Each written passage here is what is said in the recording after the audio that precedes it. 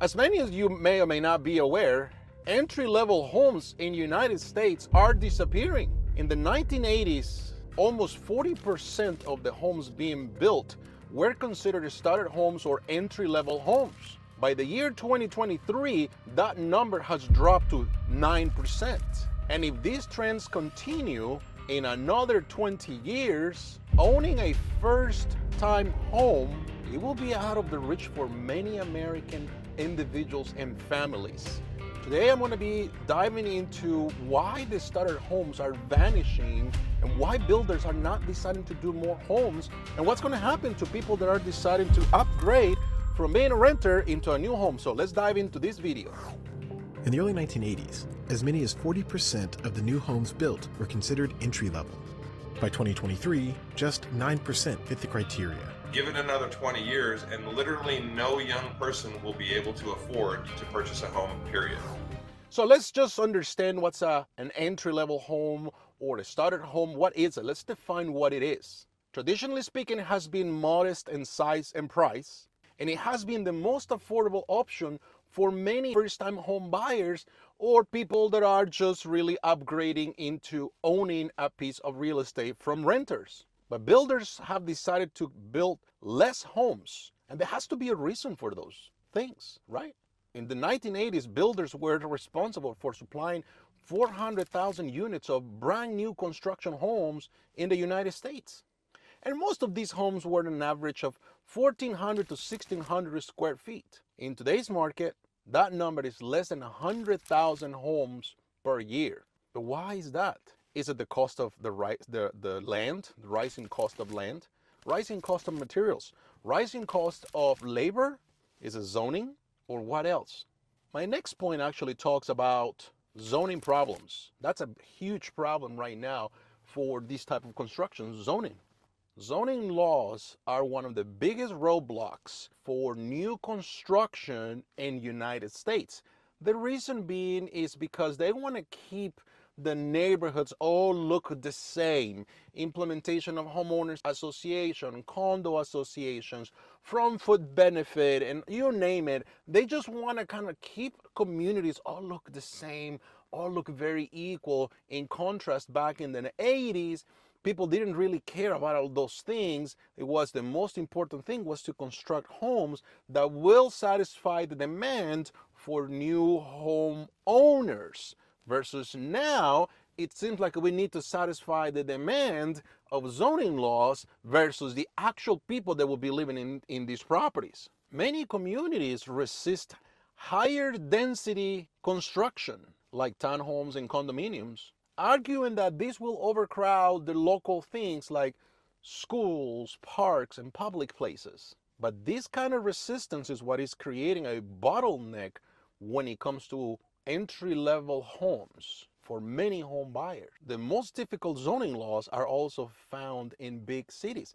Like, for example, here in Montgomery County, Maryland, Washington, D.C., Northern Virginia, and I can name so many other places where these zoning laws makes it very difficult to construct homes.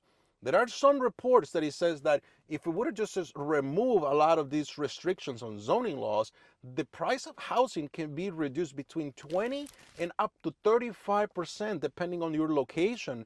So that's a big chunk of money that all these zoning regulations are taking from every house that is being built out there. So I'm just curious, in what year did you buy your first home? And what was the cost of that house? And in today's market, if you would be a first-time home buyer looking for an entry-level home, do you think that you could be able to afford a house in this kind of market? I'm curious to know. Also, let me know where are you reaching out from, what area, city, and state, so that we can know how different prices are behaving, because at the end of the day, real estate, it's all about location. Another big thing here is there has been a slightly shift. Maybe not that as slightly, but there's been a shift into the luxury homes. Instead of building entry-level homes, many developers are actually betting big into the luxury homes. For example, here in so many areas of Montgomery County, like Bethesda, a lot of these homes that were built in the 60s, 70s, 50s are now being bulldozed down to zero, and they are just now building these big McMansions that are just costing $2, $3, $4 million. Now, not so many buyers can be able to afford these houses. So the question is, where is the money coming from?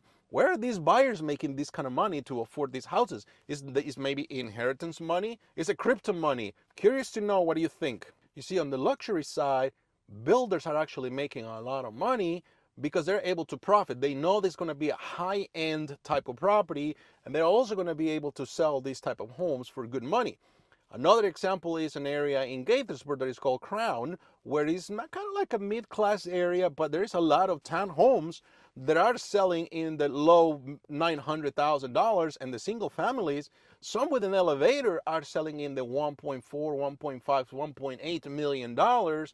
So you're talking like builders are actually identifying a segment of the population that would be willing to pay these prices and buy these type of properties. So it's crazy. So this has a huge impact for first-time home buyers or people that are deciding to upgrade into owning a piece of real estate. According to certain recent stats, it says that there are about over 3 million potential first-time home buyers in the United States. Since 2020, home prices have gone up for, in some places, up to 50%. Here in our area, prices definitely have gone up more than 50% in many locations. And mortgages are staying and a stubborn 7%. They haven't been able to drop into the fives. They're definitely setting a place where they're going to stay forever into the 7% for the remainder of this year. And another very interesting fact, that the median age of first-time home buyers climbed from 29 years old in 1981 to 30 years old in 2024. Very interesting stat. Affordability continues to be a big issue for a lot of people, but there is also a lot of people that are inheriting money from grandparents and parents in order to buy a house. There is another examples that these 38-year-old potential first-time home buyer are moving back with mom and dad, living in the basement, renting a room, so that they can save as much money as they can so they can purchase their first home. I'll give you an example. If a house around here in Montgomery County costs $500,000, and for you to really afford something like this, you need to put 20% down, which will equal about $100,000. How many first-time home buyers you know are going to be able to afford an entry-level home where they have to come up with $100,000 for a down payment, plus their closing costs, and then still have to have money for expenses for the following 6 months right after taking ownership of a property? Not a lot of people can do those things. And for those that can do it, kudos to you. You have done very well. But for those that haven't, I'm not going to say it's your problem or it's your fault. I'm not going to blame anybody. But I think that is something that you have to think. If you are in your 38 years old, that means that if you're going to be buying a house before you turn 40, that means you're really going to have to work until you are like into your 70s to pay off this house, assuming that you will never move out of this property, that you will never upgrade into another home. So that is something for you to think. So is there any potential solution to this problem? That's the question a lot of people are probably asking. And there might be a potential solution, but it's on a case-by-case basis, and it has to do with the area, location, zoning laws, and neighborhoods, HOA, condos, and so on. And that is going to be ADUs, accessory dwelling units. You see, if zoning regulations can relax some of these problems, people that have these big houses, let's say your parents own a big house that maybe is now worth $1.7 million. And in that house, in their backyard, they have enough land so they can build an apartment that you can now come over and rent from them, so that you can be able to afford to do something like that. Or maybe if you are going to stretch yourself and buy a house like this, maybe it is time for you to apply for an ADU so that you can actually live it, have somebody that can rent from you, not inside of the house that you're going to live on a daily basis, but sharing the same land, driveway, and other resources. That is not a bad thing. Maybe it is time to reuse some of these vacant land like malls and shopping centers. Here in Gaithersburg, Maryland, we have what it used to be Lake Forest Mall that it's completely abandoned and is going to be rezoned and redeveloped into a mixed housing development. So that's going to provide some relief, but remember, the cost of that is going to come pretty steep. So I'm sure any type of condo, stackable home, that row house, townhouse that's going to build there, it's probably going to cost, it's going to start probably in the low 500s. Again, going back to that example, who's going to have 20% for a 500 entry level home? So you got to think about those things. I think that we also have to have some regulations when it comes to the land, that we should be able to have more use to of the land that we have available to continue to build this type of homes.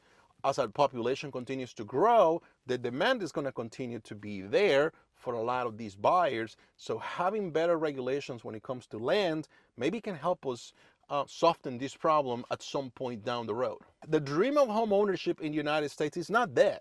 It's just having some challenges, some growing pains that you need to explore as you are either going to go into the entry level market, you're going to upgrade into something bigger. For you that you want to upgrade into a bigger home and you already own something, that means you already are a step above ahead of everybody else because you have equity into the house that you need to sell. So that's a huge help for you. But for those that don't own anything, this is the time for you to rethink your strategy. You have to look in some options like affordable down payment solutions. Maybe you have to look into affordable markets. Maybe you need to move outside of the big metro areas and go more into a mixed-use areas where the cost of housing and land it's less compared to living in a big city. Maybe that means you have to commute more, or maybe it means that you have to work remotely, but that will also allow you to buy a house in a place that you feel more comfortable according to your salary. And if you are passionate about a lot of these things, support some of these changes. Maybe it is time for you to educate yourself and learn more about a lot of these things. And that's it, guys. I'm Robert Garcia here, and I am your local real estate agent here in the Washington, D.C. metro area. And I'll help you navigate this raw real estate market so that you can make informed decisions when a time comes for you to buy a piece of real estate. If you find a lot of value in these kind of videos, do me a favor and give it a big thumbs up. This helps me tremendously to continue to provide you this kind of content. And if you definitely want to subscribe, I will appreciate that because again, that allows me to continue to grow and bring you this kind of content on a weekly basis. Thank you, everybody. Have a good day. Bye-bye.